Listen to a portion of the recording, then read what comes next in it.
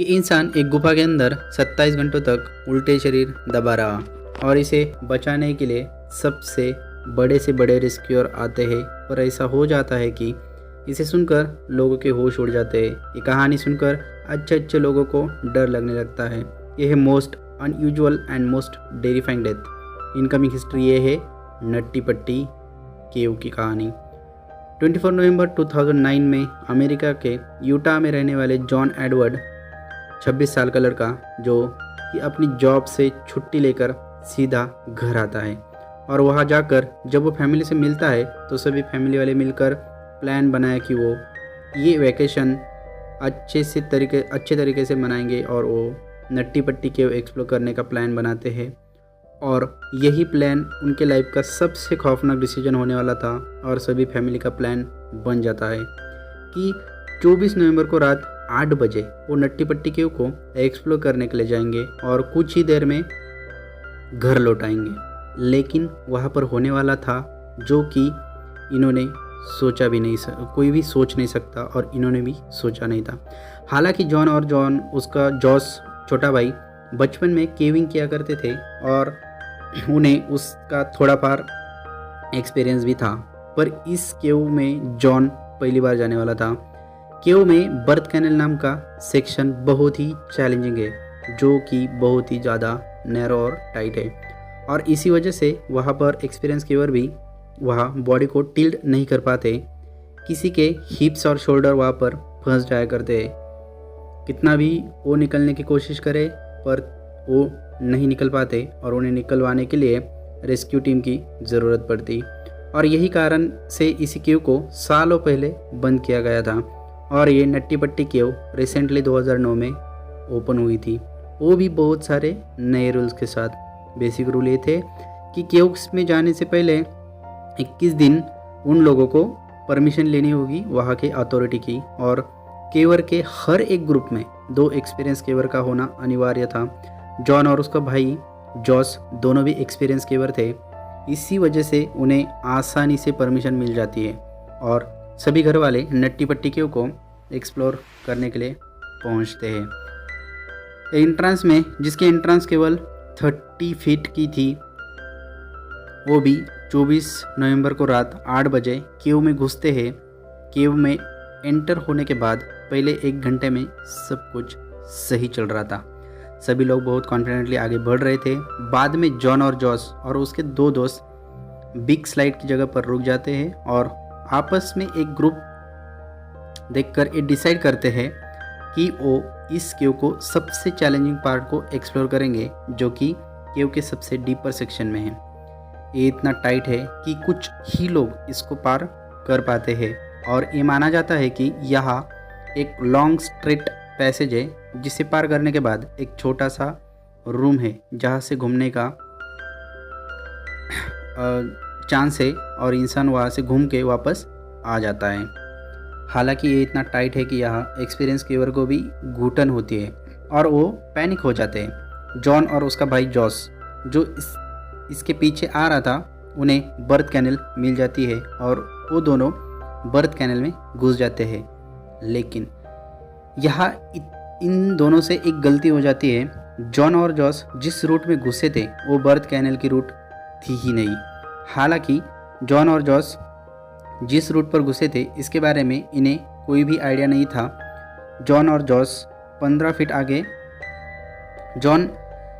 Jos के 15 feet आगे था और इसके आगे कई सारी चट्टानें थी। जॉन अपने शोल्डर और अपने पेट को प्रॉपर डायरेक्शन में फोल्ड करके आगे मूव कर रहा था और जॉन अब कॉर्कस्क्रू के रूट में आ चुका था और जिस तरह से जॉन आगे बढ़ रहा था, पैसेज और भी टाइट होता जा रहा था। अब तो वापस भी नहीं मुड़ सकता था क्योंकि वो पैसेज एक्चुअल में बहुत ज़्यादा टाइट था। उसे लग रहा था कि वो बर्थ कैनल में है और इसके आगे उसे एक छोटा सा रूम मिलेगा और टर्न होने का मौका मिलेगा और वो वापस आ जाएगा। और यहीं पे चीज़ें और बिगड़ जाती है और अब तक वो कॉर्कस्क्रू के एरिया में आ चुका था। कॉर्कस्क्रू के एरिया में केवर को बहुत ही छोटा और फ्लेक्सिबल होने की ज़रूरत पड़ती है और कुछ ही लोग अपनी स्किल की मदद से इसे क्रॉस कर पाते हैं और वहाँ से केवर को शार्प 90 डिग्री टर्न होना होता है लेफ़्ट साइड। अब जॉन उस एरिया को छोड़ के मोस्ट डेंजरस एरिया में पहुंच चुके थे। 5 साल पहले एक लड़का यही कॉर्कस्क्रू एरिया में अटक गया था जिसकी हाइट सिर्फ 5 फीट 2 इंच थी और वेट सिर्फ 63 केजी था और उसे रेस्क्यू करने के लिए 14 घंटे लगे थे। जॉन भी यही एग्जैक्ट स्पॉट पर था जबकि इसकी हाइट 6 फीट थी और वेट 90 केजी का था। यहाँ पर इसे अपने बॉडी को टर्न करके वापस लौटने का कोई भी ऑप्शन नहीं था। इतनी कम एरिया में वो न चाहते हुए भी लेज एरिया की तरफ खुद को ढकेल रहा था। हालांकि एरिया टाइट था तो जॉन को ये लग रहा था कि वो बर्थ कैनल के सबसे टाइट एरिया से गुजर रहा है और इसी आशा में वो आगे बढ़ता है कि आगे उसे टर्न होने के लिए रूम मिलेगा और इसे टर्न होने का मौका मिलेगा। इसीलिए वो अपने पेट को प्रेस करते हुए रॉप के सहारे आगे बढ़ रहा था। वो डाउन अप डायरेक्शन में मूव कर रहा था, मतलब ज़मीन के एग्जैक्ट नीचे क्या है जॉन को पता नहीं था। वो कहाँ पहुंच चुका है, उम्मीद थी कि आगे कोई एक ओपनिंग मिलेगी और न भी वो स्पीड में नीचे, और इसी में वो स्पीड में नीचे गिरने लगता है और अपने हाथों से ज़ोर से पकड़ने की कोशिश करता है और ज़ोर ज़ोर से चिल्लाकर अपने भाई से कहता है, जॉस तू इधर मत आ, मुझे फॉलो मत कर। अपने कंधों के सहारे इसको आगे बढ़ना ज़रूरी था बाहर निकलने के लिए। और जब जॉन को अपने लैंप्स के ज़रिए एक आगे देखता है तो एक होल दिखाई देती है और जॉन के अंदर फिर एक उम्मीद आ जाती है। और ये जॉन के ज़िंदगी की आखिरी और सबसे बड़ी गलती थी।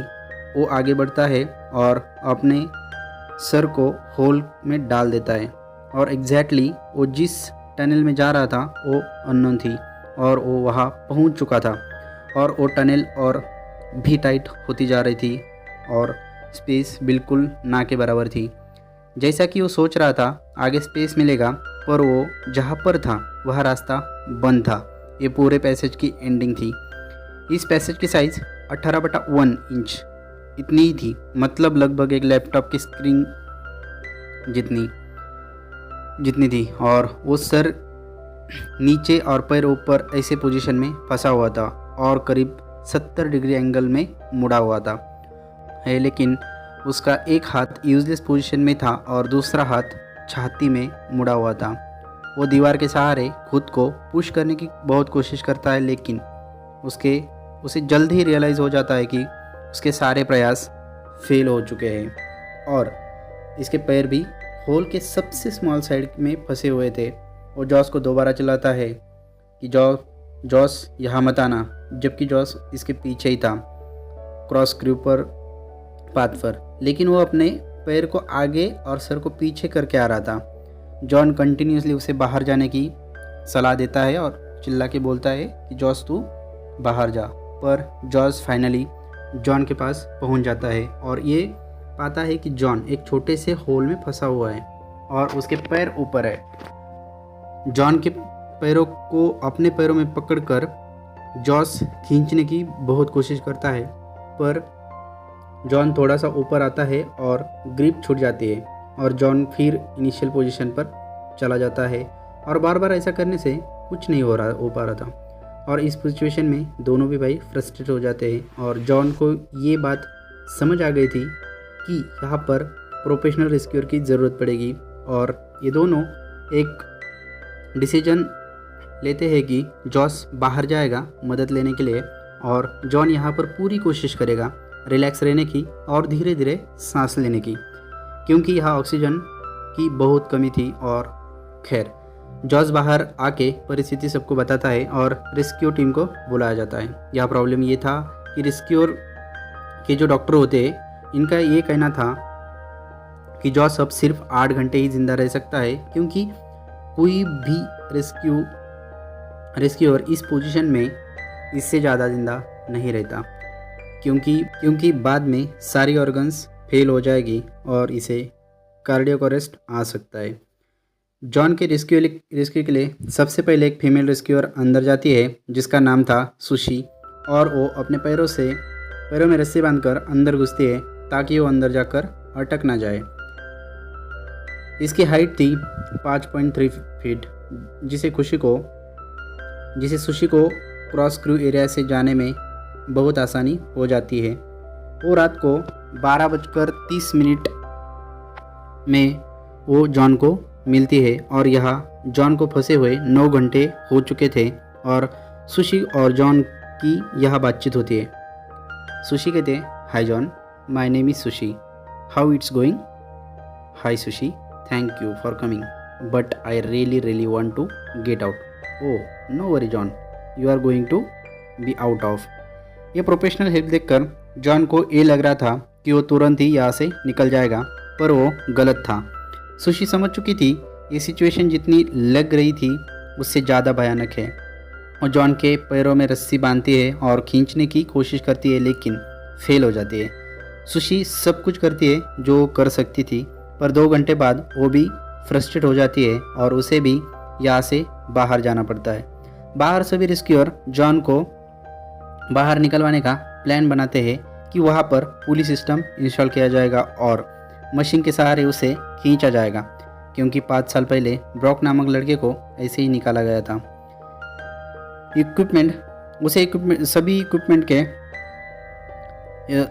सभी पीसेस को दूसरे साइड को ले जाने में घंटों लग रहे थे और टनल एक्सट्रीमली टाइट थी और छोटे टूल को अंदर ले जाया जा सकता था और असिस्ट करने के लिए एक टाइम पर एक ही पर्सन को ले जाया जा सकता था, और वो भी दुबला पतला और फ्लेक्सिबल भी होना ज़रूरी था, क्योंकि ये कोई सिंपल सिचुएशन नहीं थी और हर एक पुलिस सिस्टम को इंस्टॉल होने में घंटों तक का टाइम लग रहा था। और इसी दौरान जॉन को रिलैक्स रखने की पूरी कोशिश की जा रही थी। जॉन को वहाँ पर अटके हुए अब तक 12 घंटे हो चुके थे और अब वो पूरी रात साइड डाउन पोजीशन में रहकर गुजारता है, और हर एक की बॉडी की अपनी लिमिटेशन होती है ऐसे पोजीशन में रहने के लिए, और वो उससे भी पार कर लेता है। उसका 90 केजी का शरीर अब ग्रेविटी के प्रेशर से लड़ रहा था। उसके ब्लड सर्कुलेशन में गड़बड़ी हो रही थी और उसकी सांसें धीरे धीरे कम हो रही थी। पूरी रात यहाँ गुजारने से ये काम अग्रेसिवली हो रहा था। उसको इस हालात में देखकर उसके फैमिली वाले और रेस्क्यूअर को बहुत ही दर्दनाक था। उसको देखना दर्दनाक था, लेकिन वो भी हेल्पलेस थे। ड्रिल करते हुए रेस्क्यूअर भी एग्जॉस्ट हो रहे थे। रेस्क्यूअर को ये पता था कि वो चाहे यहाँ से बाहर निकल सकते थे, पर जॉन की किस्मत में ये नहीं था। वो परेशान था और अपनी चेस्ट को एक्सपेंड करने की कोशिश कर रहा था, जिससे वो सांस ले सके, क्योंकि वहाँ हवा का कंसंट्रेशन भी कम हो रहा था। अब इतना टाइम बीतने के बाद जॉन के पास एक वाइड टेलीकॉम सिस्टम लगाया जाता है और दूसरी साइड से उसकी वाइफ इमली उससे बात करती है और जॉन को इंकरेज करने की कोशिश करती है, और जॉन भी उसे तसल्ली देता है कि वो जल्दी बाहर निकलेगा और सब सही होगा। अब तक शाम के 4 बज चुके थे और जॉन को यहाँ फंसे हुए 18 घंटे पूरे हो चुके थे, और अब पुलिस सिस्टम भी लग चुकी थी और मूव करने के लिए तैयार थी। एक रेस्क्यूअर जिसका नाम रियान था, वो केव में घुस जाता है। जॉन से पूछता है, how are you John? John कहता है, it sucks, I am upside down, I can't believe I am upside down, my legs are killing me. Ryan देखता है कि जॉन के पैर होल के सबसे नैरो साइड में फंसे हैं, तो वो सबसे पहले उसे ठीक करते हैं। वो उसके पैरों को रस्सी से बांधकर खींचते हैं, लेकिन जॉन के पैरों में बहुत ज़्यादा दर्द हो रहा था। वो जब भी खींचता, जॉन उसको रोकने के लिए कहता, क्योंकि अब उसके नर्व्स अब अल्ट्रा सेंसिटिव हो चुके थे। फिर वो दोनों कुछ टाइम के लिए रुक जाते हैं और थोड़े टाइम बाद फिर से कोशिश करते हैं। अब ऐसा लग रहा था कि पुलिस सिस्टम वर्क कर रहा है। जॉन अब इतना ऊपर आ गया था कि वो अब रियान को देख सकता था। आई कांटेक्ट कर सकता था और रियान उसे अब एक एनर्जी ड्रिंक दे देता है और इसी तरह अब 19 घंटे बीत चुके थे। ये चीज़ें धीरे धीरे हो रही थी लेकिन एफर्ट बहुत ज़्यादा लग रहा था। पर एक और मुसीबत आने वाली थी। पुलिस सिस्टम से खींचने से जॉन के पैर अब सीलिंग को हीट कर रहे थे और उस पैसेज में उसे अपने पैरों को ट्विस्ट करना इम्पॉसिबल हो रहा था। अब रियान ये डिसाइड करता है कि वो अब इसके पैरों को तोड़ देगा, पर यहीं पर एक अनइमेजिनेबल चीज़ हो जाती है जिसके बारे में कोई भी सोच नहीं सकता था। पुलिस सिस्टम फेल हो चुकी थी। एक बोल्ट जो जॉन के ऊपर लगाया गया था वो सीधा निकलता है और रियान को हिट करता है। इससे रियान अनकॉन्शियस हो जाता है और जॉन जो ऊपर उठ चुका था वो वापस इनिशियल पोजीशन पर चला जाता है और अब जॉन का कोई भी रिस्पॉन्स नहीं आ रहा था। ये मूवमेंट जॉन की लास्ट मूवमेंट थी, जो कि जॉन अब कभी बाहर नहीं आ सकता था। जब रियान होश में आया तब उसके सर से खून बाहर बह रहा था। वो वहाँ पर पूरा कंफ्यूज हो जाता है ये क्या हुआ और उसे बाहर निकालकर हॉस्पिटल भेज दिया जाता है। उसके बाद जॉन के फादर डेव क्यू में जाते हैं और पुलिस सिस्टम को ठीक करने की कोशिश करते हैं, पर इतने टाइम के बाद जॉन कोई भी रिस्पॉन्स नहीं कर रहा था। डेव जॉन को रस्सी से दोबारा खींचने की कोशिश करते हैं, पर बिना जॉन की हेल्प के ये लगभग नामुमकिन था, क्योंकि एक 90 केजी के इंसान को रस्सी से बाहर खींचना बिना उसकी मदद से नामुमकिन था। उसी दरमियान डेव भी वहाँ पर 15 मिनट फंस जाते हैं। बाद में वो भी थक हार कर बाहर आ जाते हैं और अब उनकी जगह पर ब्रैंडम क्रोन अब अंदर जाते हैं और वहाँ पर एक टेलीकॉम सिस्टम लगाया जाता है ताकि उसकी फैमिली से उसकी बात की जा सके। ब्रैंडम जो देख रहा था और इमली जो वो नहीं देख पा रही थी। जॉन अब कोई भी रिस्पॉन्स नहीं दे रहा था। कुछ घंटे पहले जॉन की सांस से लेने की आवाज़ आ रही थी, पर अब वो भी बंद हो चुकी थी। अब बाहर रेस्क्यूअर ये डिसाइड करते हैं कि अंदर मेडिकल प्रोफेशनल भेजे जाए और कंफर्म किया जाए कि जॉन अब जिंदा भी है या नहीं, और बिल्कुल ऐसा ही होता है। मेडिकल प्रोफेशनल जो है अंदर जाके ये डिक्लेयर कर देते हैं कि जॉन अब मर चुका है। 25 नवंबर की रात 11:56 पर ऑफिशियली कंफर्मेशन कर दी जाती है कि जॉन एडवर्ड अब मर चुके हैं। 120 रेस्क्यूअर ने बैक टू बैक 27 घंटे कोशिश की। जॉन अपने लाइफ के 27 घंटे एक एक्सट्रीमली इन्वर्टेड पोजीशन में था, जबकि डॉक्टर ने प्रेडिक्ट किया था कि ऐसी पोजीशन में कोई भी सिर्फ 8 घंटे ही जी सकता है। सच में जो भी रेस्क्यूअर अंदर गए थे ये जानते हुए कि उन्हें वो एरिया पता नहीं है और जान को उनके खतरा भी हो सकता है। सच में ये बहुत ही हीरो थे। एक रेस्क्यूअर ने मीडिया को बताया कि उसके 35 ईयर की लाइफ की जो सबसे टफेस्ट रेस्क्यू थी उनमें से ये एक है और उसमें वो हार गए हैं।